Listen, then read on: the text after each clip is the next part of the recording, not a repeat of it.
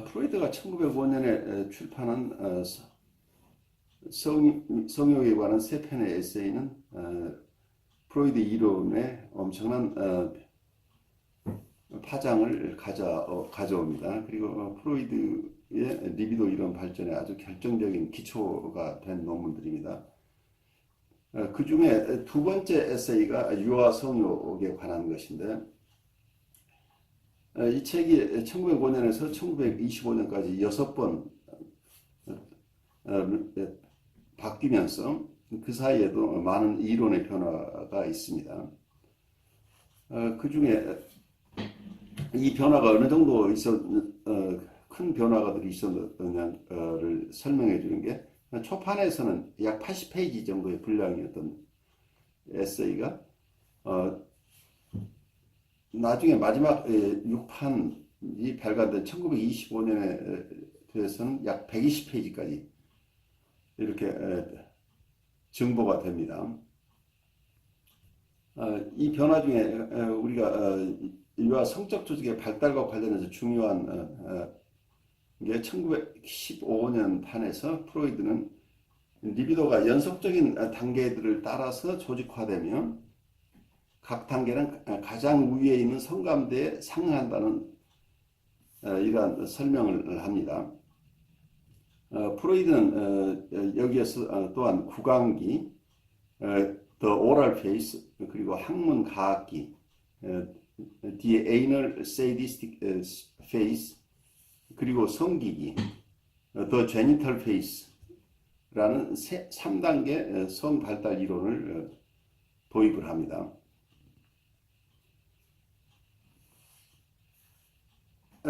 그렇지만 이 이론 자체는 다시 한번 큰 변화를 겪는데, 1923년에 유아의 성기적 조직이라는 논문에서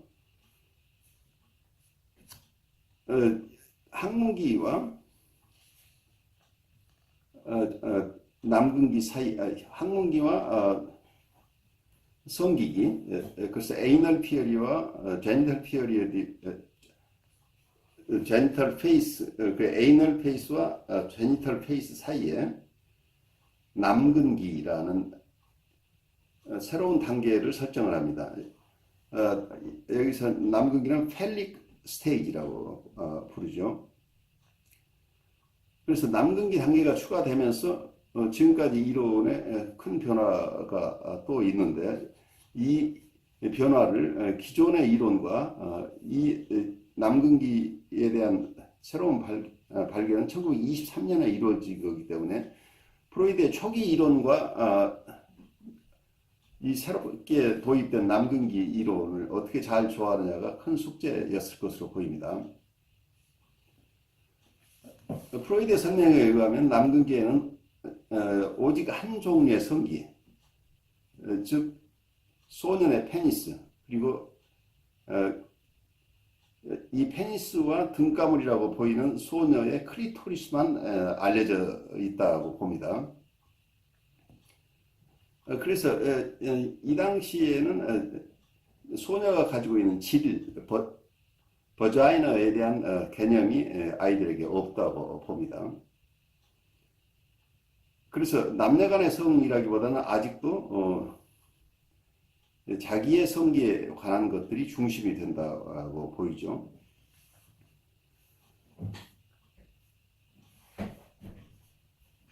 그래서 여기서 성욕의 발달은 구강기와 학문과학기, 그리고 남근기, 이 세 가지 단계가 이걸 전성기적 단계를 이룬다고 봅니다.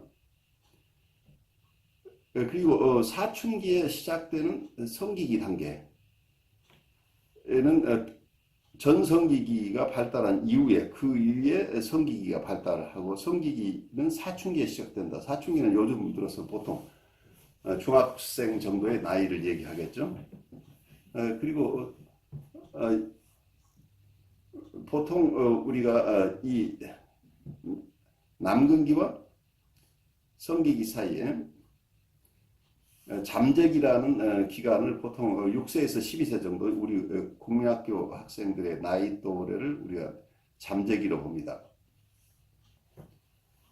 이런 점에서 최초의 이론에서 가지고 있지 않던 남근기라는 개념이 도입되었지만 이 남근기와 초기에는 남근기 자체를 그 기간을 성기기로 보았다고 하는 것이 큰 의미가 있어 보입니다. 그래서 어쩌면 1923년에 1915년에 세 편의 에세이 개정판에서 소개했던 세 단계가 네 단계로 늘어났습니다만 성발달 단계로 봐서는 이게 남근기가 추가됨으로써 이 남근기와 성기기의 근원적인 구별에 대한 것을 그 이전의 이론과 그 이후의 이론 사이에 어떻게 잘 설명하느냐 하는 것이 관건인데 프로이드 나름대로 애써 설명을 하고 있습니다. 그래서 아까 말씀드린 대로 아이들은 그 당시에는 남근이라고 하는 남근이라는 용어를 쓰고 있으면 남자에게는 피너스, 여자아이들에게는 클리토리스라는 것만 알려져 있는 이런 단계가 남근기라고 보고 있습니다. 그렇지만 남녀성에 대한 완전한 지식을 가지게 되는 성기기는 사춘기가 돼서야 비로소 도래하게 되는데 그 이전에 이런 1923년에 어떤 이런 새로운 개념이 도입되기 전에 프로이드가 정립했던 많은 성에 관한 이론들을 적절하게 새로운 단계하고 어떻게 연결시켜 설명하느냐 하는 부분에서 많은 미흡함을 느낍니다. 그렇기 때문에 프로이드를 공부하면서 특히 성발달 단계의 이론에서 우리가 많이 힘들어하는 이유가 초기의 개념, 초기의 제니털 페이스하고 후기의 제니털 페이스는 크게 다르다고 하는 것을 우리가 그러나 다른데 어떻게 다른가? 아니면 아이들의 성적 인식의 차이라고 하는데 근본적으로는 전성기기와 성기기 차이이기 때문에 굉장히 큰 차이인데 그 차이점들이 프로이드는 애써 설명하고 있지만 충분하게 납득이 될 만한 설명이라고 이해하기는 좀 어렵습니다. 그래서 남근기를 1924년에 도입했지만 그 이후로도 프로이드는 본질적으로 아동의 심리성적 발달은 결정적인 성감대로서 페니스의 1차 성애 그리고 대상관계에 관해서는 에디퍼스 컴플렉스에 집중되어 있다고 계속 주장을 합니다.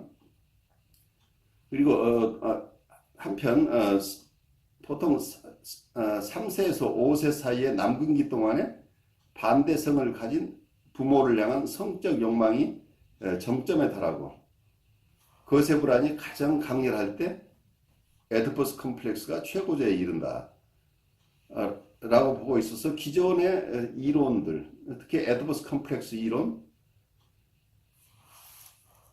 대해서 큰 변화를 일으키지 않은 것으로 보입니다. 그래서 남근기가 추가되고 성기기와 다르다는 것은 명료화됐지만 초기에 가지고 있던 에디퍼스 컴플렉스 이론을 변화시키지 않고 있다고 하는 것이 많은 점에서 프로이드의 성심적 발달 단계를 따라가면서 우리가 납득하는데 프로이드의 이론의 변화가 긍정적으로 일어나고 있지만 그 이전에 만들어진 이론들과 적절하게 조화시키고 새로운 이론이 새로운 발달 단계가 추가되면서 그 이전의 이론들이 적절하게 변화하고 있는가에 대한 의문을 가지게 됩니다.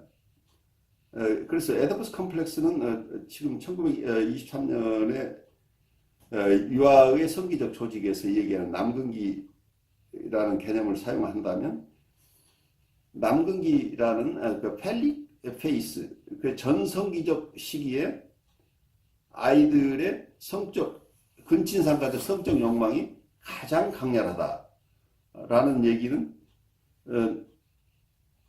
어떤 성기기 단계 제니털 페이스의 성욕이 아닌 전성기적 성욕이 최고조에 달한다는 얘기죠. 그래서 에디퍼스 컴플렉스 이론은 궁극적으로 전성기적 단계에 아이들이 겪는 성적 욕망에 대한 이론이 되는 거죠. 그래서 성기적 조직의 이론이 아닙니다. 그래서 초기에 제니털 페이스라고 했던 것이 추후에 나중에 1923년에 세분화되면서 보통 아이들이 3세에서 5세의 기간에 가지는 어떤 이 컴플렉스를 에디퍼스 컴플렉스라고 얘기를 하고 있는데 이게 이 시기는 성 발달 단계로는 펠릭 페이스에 해당한다. 그게 남근기 단계다. 그래서 에디퍼스 컴플렉스는 남근기 단계의 이론이다고 하는 점을 우리가 명확하게 이해를 할 필요가 있습니다. 그래서 사춘기 이후에 가지는 어떤 성기기 단계, 제니털 페이스와 그 이전에 3세에서 5세 아이들이 겪는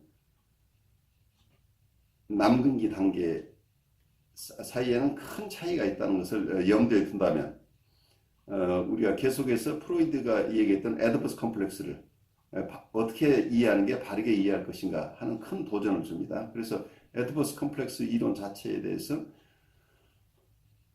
처음부터 수긍하지 않는 분들 입장에서는 이게 프로이드의 이론의 어떤 범성욕론적 섹슈얼리즘이라고 할까요?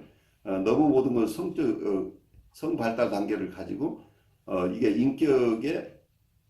인격 또는 성격의 조직자로서의 역할을 성발달 단계에 두고 있는데 이 부분의 이론이 큰 무리가 아닌가 하는 의문을 갖도록 하는 하나의 요인이 되고 있지 않은가 하는 게 제 생각입니다.